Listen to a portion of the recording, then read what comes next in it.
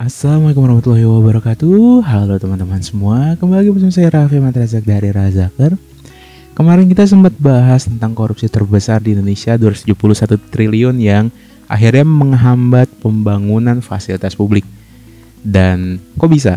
Dari pembangunan fasilitas publik itu berasal sumbernya dari APBN ataupun APBD. Ini tergantung apakah itu adalah program strategis nasional ataupun adalah program strategis daerah.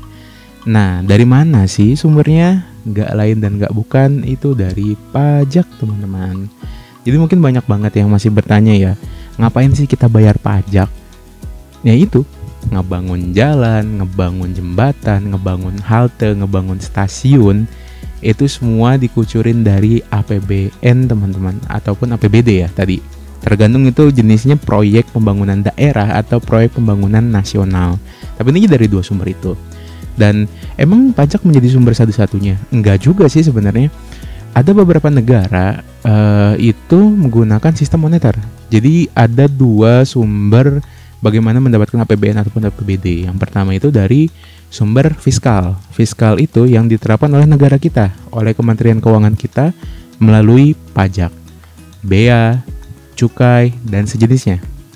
Ada juga yang menggunakan sistem moneter. Moneter itu yang dilakukan oleh Bank Indonesia yang menjadi regulator dari sistem perbankan satu negara. Nah, cuman di kita karena kita menggunakan sistem fiskal ya, Kementerian Keuangan kita dari dulu tuh pakai fiskal. Jadi kita bersumber APBN utamanya dari pajak. Nah, cuman teman-teman, ini mumpung kenapa saya tiba-tiba bahas pajak ya, walaupun saya bukan ahli pajak sih sebenarnya. Karena ini masih bulan April, teman-teman. Kita semua tahu bahwa laporan SPT atau surat pemberitahuan tahunan itu formulir pajak yang wajib diisi oleh wajib pajak WP, baik itu sifatnya pribadi ataupun badan, dan dilaporkan setiap tahunnya. Pribadi itu melaporkan maksimal 31 Maret, sedangkan untuk badan itu maksimal di 30 April. Kenapa harus bulan April dan bulan Maret? Karena gini teman-teman, rata-rata di Indonesia pekerja itu levelnya adalah karyawan yang selalu digaji, istilahnya dihitung pajaknya sampai tanggal 31 Desember. Biasanya ada bonus atau segala macamnya itu turun di 31 Desember itu. Sehingga ada waktu spare sekitar 3 bulan dari Januari, Februari dan Maret untuk kita sebagai wajib pajak pribadi untuk melaporkan hal tersebut, berapa pendapatan kita dalam 1 tahun yang kemudian sudah dipotong pajak oleh perusahaan kita berdasarkan pasal-pasal tertentu, atau mungkin tipe-tipe profesi lainnya juga ada beberapa pasalnya. Intinya semua dihitung sampai tanggal 31 Desember, dan akhirnya kita diberi kesempatan sekitar 3 bulan pertama, Januari, Februari, dan Maret untuk melaporkan wajib pajak pribadi kita. Lalu kenapa PT lebih sebulan lagi di bulan April? Karena biasanya teman-teman, sekitar 3 bulan pertama di setiap tahun PT itu membentuk yang namanya laporan tahunan atau laporan keuangan tahunan. Yang ini juga berunsur setelah pembayaran terhadap karyawan mereka dan lain-lain.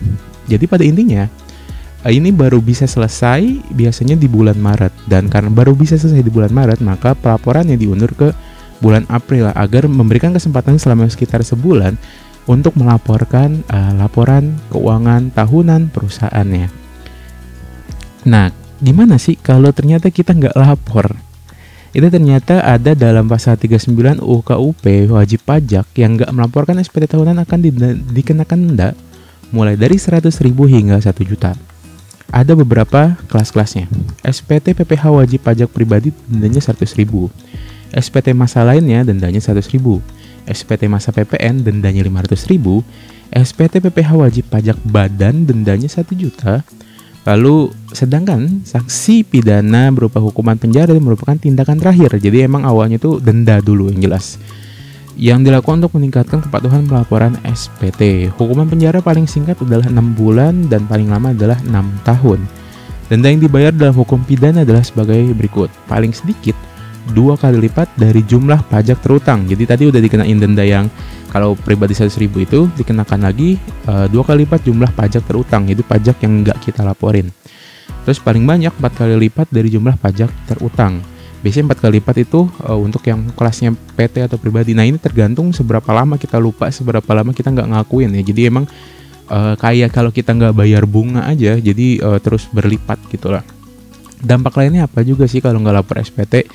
Jadi nantinya itu kalian akan didatengin dari Dirjen Pajak karena kalian akan masih punya harta benda yang termasuk dalam tagihan pajak gitu. Nanti kalian akan mulai dihubungin dulu atau paling parahnya didatengin. Dan jika tidak melaporkan SPT juga, ininya ada efek sampingnya, itu dikhawatirkan nanti akan dipersulit oleh beberapa pihak terkait negara gitu, kayak pada saat kita pembelian aset, pembelian kendaraan, tanah gitu. Karena kan nantinya kita juga dikenakan lagi pajak di sana ya, pajak bumi bangunan, pajak kendaraan gitu. Dan saat ini sebenarnya sih bayar pajak tuh udah gampang ya teman-teman ya. Kalau emang teman-teman yang udah biasa, itu kalian bisa langsung ke DJP online ataupun application ASP ya, providernya. Kalau emang kalian masih mau ngisinya manual, bisa pakai kantor pos, jasa ekspedisi, atau datang langsung ke kantor pajak pratamanya, dan masing-masing daerah itu ada teman-teman. Jadi emang biasanya ditaruh di kecamatan. Kalau emang di kecamatan nggak ada, kalian cari aja gitu. Pasti ada kok, gitulah. Intinya teman-teman, saya bukan mempromosikan, saya bukan orang pajak, saya bukan mempromosikan pajak, tapi pada dasarnya ya salah satu kewajiban warga negara kita untuk membantu negara ya, ngebangun fasilitas publik untuk kita juga ya melalui pajak ini. Jadi gitu aja kali teman-teman. Terima kasih telah menonton video ini. Jangan lupa likes-nya, subscribe-nya, dan share-nya. Nama saya Raffi Ahmad Razak, mewakili Razakar. Izin undur pamit diri. Assalamualaikum warahmatullahi wabarakatuh. Sampai jumpa.